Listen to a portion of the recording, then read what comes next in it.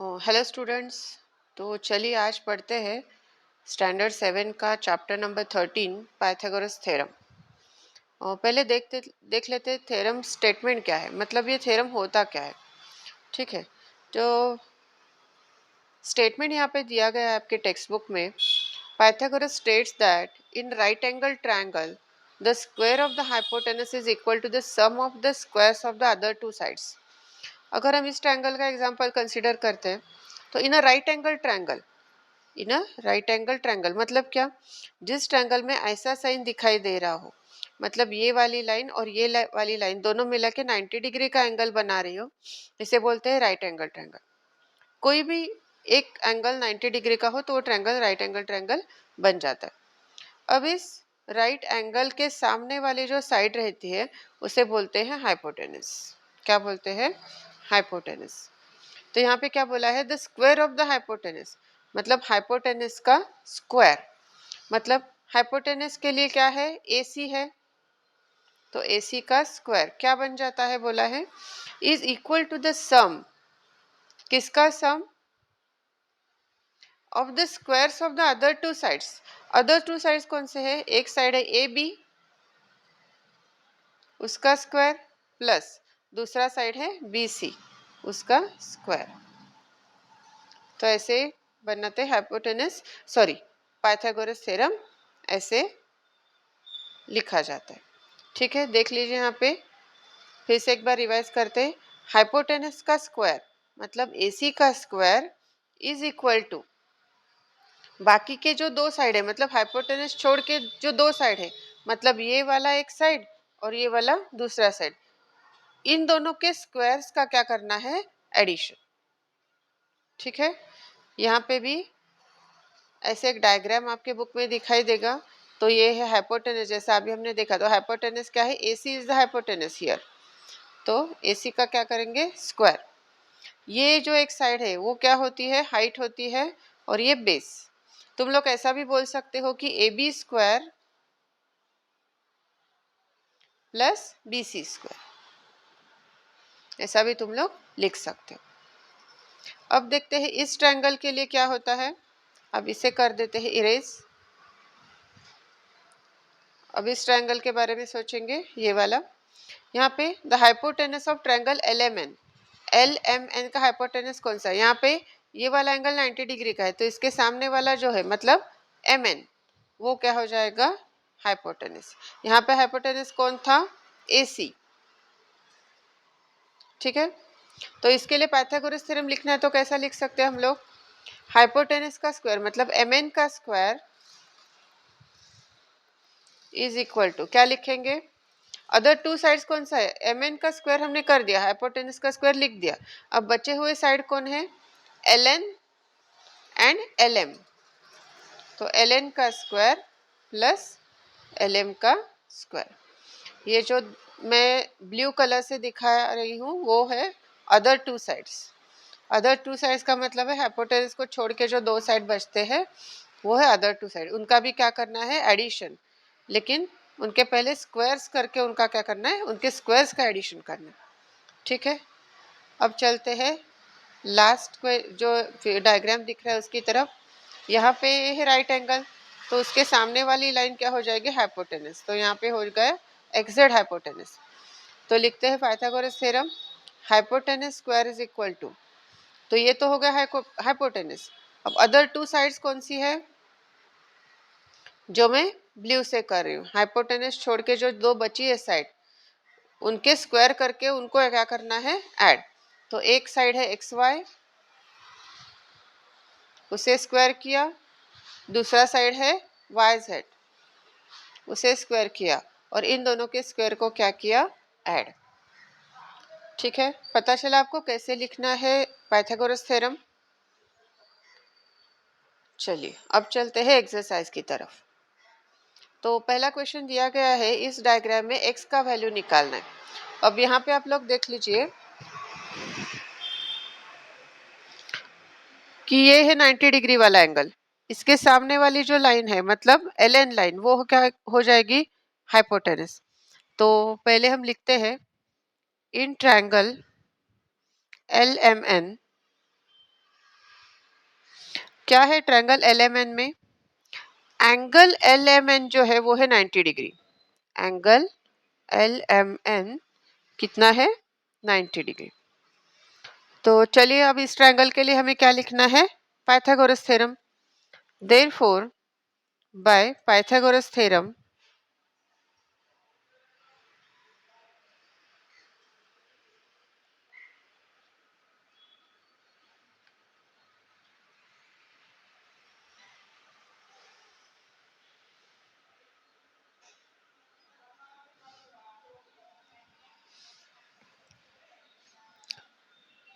इस ट्रायंगल के लिए लिखना है हमें पाइथागोरस थ्योरम।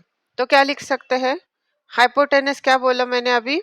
ln, क्योंकि 90 डिग्री के सामने वाला साइड जो है वो है हाइपोटेनस, दैट इज ln। तो ln का स्क्वायर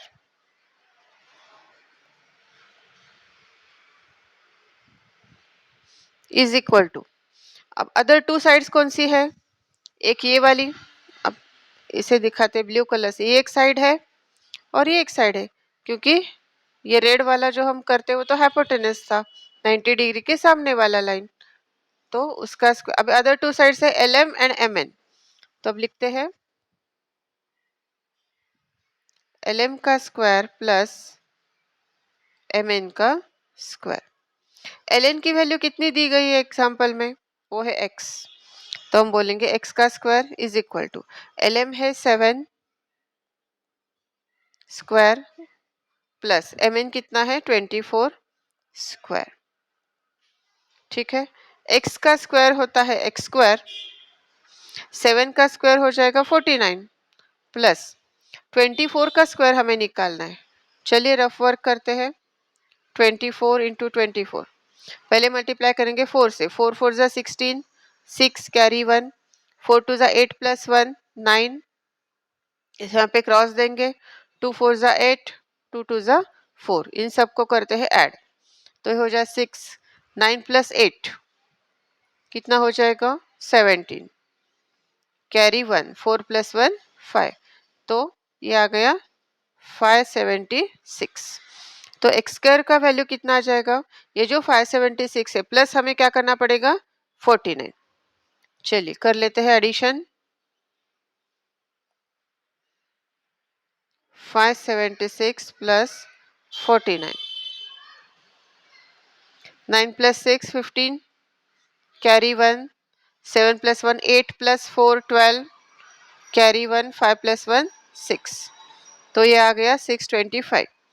लेकिन ये जो है 625 वो वैल्यू है एक्स स्क्वायर की, वैल्यू हमें निकालने के लिए बोला है एक्स की, तो अब हम क्या करेंगे? इस 625 को करेंगे फैक्टराइज। चलिए अब इसका कर लेते हैं रफ वर्क। 625 को लिख लिया, अब हम करेंगे फैक्टराइज। प्राइम फैक्टर्स याद है ना? चलिए अभी 625 नंबर 2 से तो डिवाइड नहीं होगा क्योंकि लास्ट वाला नंबर ऑड है। ठीक है, देखते हैं 3 से डिवाइड होता है क्या? 3 की डिविजिबिलिटी याद है क्या सबको? क्या करते हैं, इन सारे नंबर्स को कर लेते हैं ऐड। 6 प्लस 2 8, 8 प्लस 5 13, तो 13 तो 3 के टेबल में नहीं आता, मतलब ये जो 625 नंबर है वो 3 से डिवाइड नहीं होगा। अब 3 के बाद नेक्स्ट प्राइम फैक्टर कौन सा आता है? 5। इस नंबर के एंड डिजिट मतलब यूनिट प्लेस पे जो डिजिट है वो अगर 5 या 0 हो तो वो पूरा नंबर 5 से डिवाइड होता है। ये रूल पता है ना सबको? ये है 5 की डिविजिबिलिटी टेस्ट। क्या है? जिस नंबर के एंड वाला डिजिट यूनिट प्लेस का डिजिट 0 या 5 हो तो वो पूरा नंबर क्या होता है? 5 से डिवाइड होता है।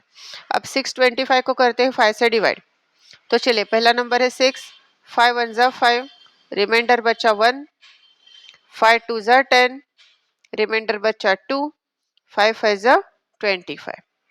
ठीक है, अगर आप ऐसे डायरेक्टली नहीं कर पा रहे हो तो आपको क्या करना पड़ेगा? 625 डिवाइडेड बाय 5।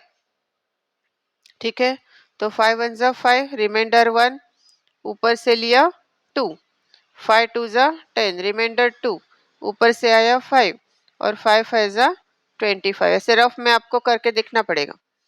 तो ये आंसर आ गया 125, तो हमने यहाँ पे लिख दिया।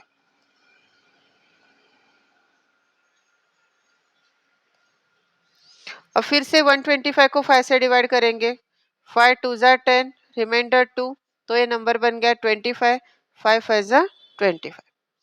ठीक है, फिर से 25 को 5 से डिवाइड करेंगे तो आ जाएगा 5 5 ज़ा 25 और फिर 5 1 ज़ा 5। आपको इस प्राइम फैक्टर निकालते वक्त अगर कुछ प्रॉब्लम आ रही है तो आप कमेंट सेक्शन में वैसा लिख दीजिए, हम लोग इस पर भी एक वीडियो बनाने का ट्राई करेंगे। ठीक है, वैसे भी मैंने अभी यहाँ पे रफ वर्क में एक्सप्लेन किया था, अगर आप डायरेक्टली ऐसा नहीं कर पा रहे हो तो यहाँ पे हम जिस प्राइम फैक्टर से डिवाइड करना चाहते हैं उसे आप रफ सेक्शन में डिवाइड करके फिर जो आंसर आता है वो यहाँ पे लिख सकते हो।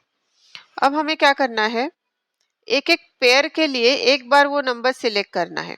मतलब इस पेयर के लिए हमने एक बार 5 ले लिया, इस पेयर के लिए एक बार हमने 5 ले लिया और इन दोनों को क्या करना है, मल्टीप्लाई। तो क्या आंसर आ जाएगा, 5 5 ज़ा 25, वो हो जाएगा हमारा स्क्वायर रूट। ये सब काम हमने जो किया वो किस लिए किया, क्योंकि हमें 625 का क्या निकालना था, स्क्वायर रूट। तो हमने 625 के प्राइम फैक्टर्स निकाले और हर एक पेयर के लिए एक बार नंबर को सिलेक्ट किया और ऐसे सिलेक्शन करके जितने भी नंबर्स आ जाएंगे इस साइड में उसे क्या करेंगे हम, मल्टीप्लाई। ठीक है, तो हमने इस पेयर के लिए 5 को लिया था, इस पेयर के लिए 5 को लिया था, फिर इन दोनों 5 को मल्टीप्लाई करेंगे तो हमारा आंसर आ गया 25। ओके, चलिए अब करते हैं नेक्स्ट क्वेश्चन।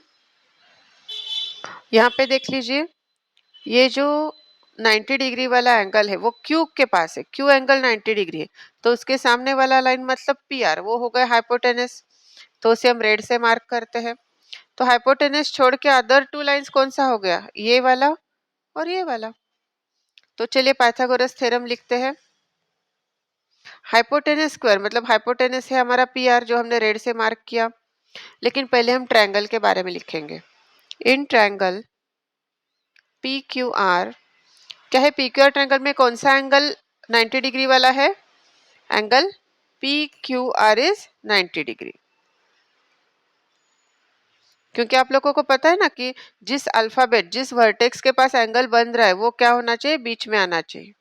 ओके, जैसे क्यू यहाँ पे बीच में आया है। ओके, तो अभी लिखते हैं देयरफॉर बाय पाइथागोरस थ्योरम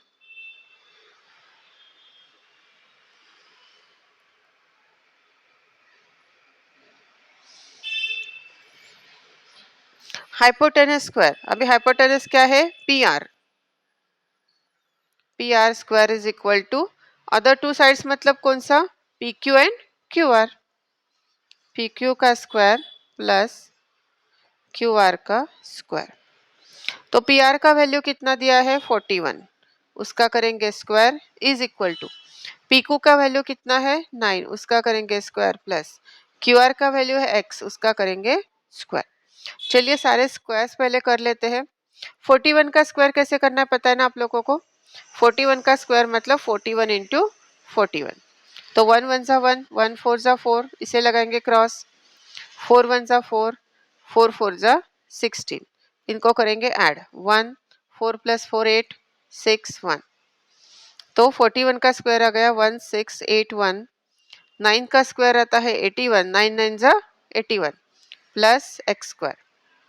ठीक है, वैल्यू हमें निकालना है एक्स स्क्वायर का, तो जो अल्फाबेट का वैल्यू निकालना है उसे कभी भी शिफ्ट नहीं करते, तो ये जो इक्वल टू साइन है उसके राइट हैंड साइड पे एक्स स्क्वायर है, तो उसे राइट हैंड साइड पे पहले लिखेंगे, उसको उसी की जगह पे लिखेंगे। ठीक है, और इस 81 को हम करेंगे यहाँ पे शिफ्ट, तो 81 क्या हो जाएगा, सब्ट्रैक्ट हो जाएगा ना इस नंबर से। ठीक है, इस 81 को हम शिफ्ट करते हैं, सॉरी इस 81 को हम शिफ्ट करते हो तो सब्ट्रैक्ट हो जाएगा, तो 1681 माइनस क्या हो जाएगा 81 इज इक्वल टू क्या हो जाएगा एक्स स्क्वायर। तो ये सब्ट्रैक्शन करते चले, यहीं पे सब्ट्रैक्ट कर लेते हैं, 0 0 6 1, क्या आंसर मिला हमें 1600 is equal to x square. लेकिन वैल्यू हमें निकालनी है एक्स की, तो हम क्या करेंगे, अभी दोनों साइड में ले लेंगे square root.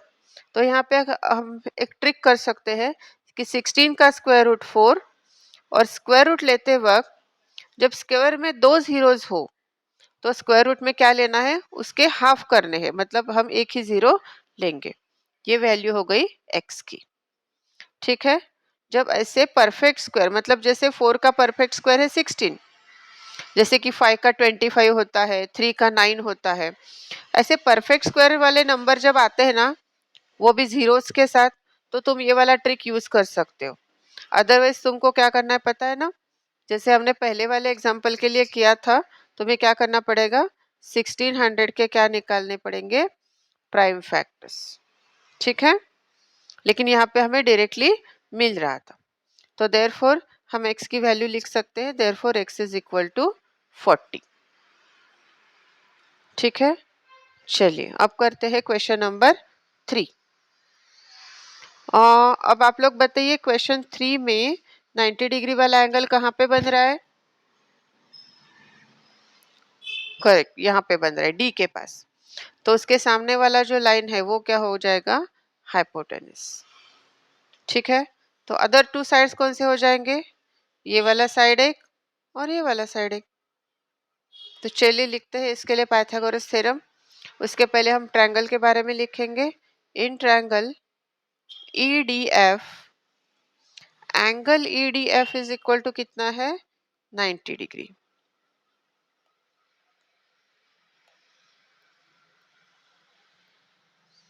Okay, therefore by Pythagoras theorem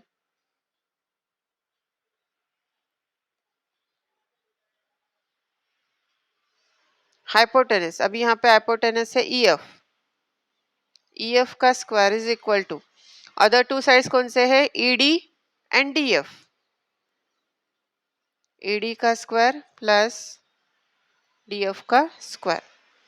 EF का वैल्यू कितना दिया है, 17 square is equal to ED का वैल्यू है x, उसका स्क्वायर प्लस DF का वैल्यू है 8, उसका स्क्वायर। अब हमें करना है 17 का स्क्वायर, तो चलिए कर लेते हैं 17 का स्क्वायर, 17 इंटू 17, 7 7 जा 49, 9 कैरी 4, 7 1 जा 7 प्लस 4 11, यहाँ पे लगाएंगे क्रॉस, 1 इंटू 7 7, 1 इंटू 1 1, तो ये आ गया 9, 7 प्लस 1 8 और ये 2, तो 17 का स्क्वायर आ गया 289 इज इक्वल टू x का स्क्वायर होता है x स्क्वायर प्लस 8 का स्क्वायर क्या होगा, 8 8 जा 64। ओके, अब हमें वैल्यू निकालना है x का, तो x अल्फाबेट को हम बिल्कुल शिफ्ट नहीं करेंगे, उसे इक्वल टू साइन के राइट हैंड साइड पे ही रखेंगे। तो हम शिफ्ट किसे करेंगे बताइए आप लोग, करेक्ट, इस 64 को क्या करना है, हमें इस साइड पे शिफ्ट करना है, तो ये बन जाएगा 289 माइनस 64। ठीक है, चलिए 289 यहाँ पे है ही, वहीं से 64 को माइनस कर लेते हैं, 9 माइनस 4 5, 8 माइनस 6 2, और ये बच्चा 2, तो हमारा x स्क्वायर का वैल्यू कितना आ गया, 225। रफ वर्क को कर लेते हैं इरेज। ठीक है, वैल्यू हमें निकालना है x का, तो अब हमें क्या करना पड़ेगा, 225 के क्या करने पड़ेंगे, प्राइम फैक्टर्स। तो अब बताइए आप लोग ये नंबर किस नंबर से डिवाइड होगा, पहले हम लोग डिविजिबिलिटी डिस्कस कर चुके हैं पहले एग्जाम्पल में। करेक्ट, ये डिवाइड होगा 5 से। ठीक है, 5 4 जा 20, पहला नंबर 22 कंसिडर किया, तो 5 4 जा 20, तो रिमाइंडर बचा 2, 5 5 जा 25। ठीक है, फिर से ये क्या होता है, 5 से डिवाइड होता है, 5 9 जा 45, अब ये 3 से डिवाइड होगा, 3 3 जा 9 और ये 3 1 जा 3, इस पेयर के लिए 5 ले लिया, इस पेयर के लिए 3 ले लिया, और इन दोनों को करना है मल्टीप्लाई, तो 5 3 जा कितना हो जाएगा, 15 इज इक्वल टू x, मतलब हम ऐसा लिख सकते हैं कि 6 इज इक्वल टू 15, ये आ गया हमारा x का वैल्यू।